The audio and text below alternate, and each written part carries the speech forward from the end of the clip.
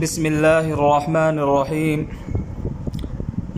پیارے دوستو، آج کے اس ویڈیو میں آپ کو قربانی کا طریقہ اور دعا بتلاؤں گا۔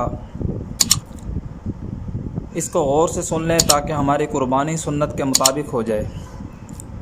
قربانی سے پہلے جانور کو چارہ پانی دے دیں، چھری اچھی طرح تیز کر لیں اور پھر جانور کو بائیں پہلو پر لٹا کر اسے قبلہ رخ کر لیا جائے اور اپنا دایاں پاؤں اس کے پہلو پر رکھ کر تیز چھری سے جلدی ذبح کیا جائے۔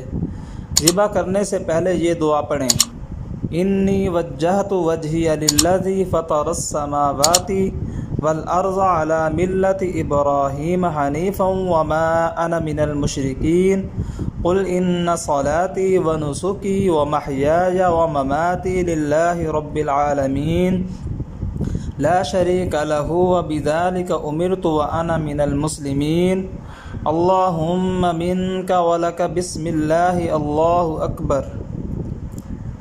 ذبح کے بعد نیچے والی دعا پڑھنی ہے: اللہم تقبلہ منی کما تقبلت من حبیبک محمد وخلیلک ابراہیم علیہم السلام۔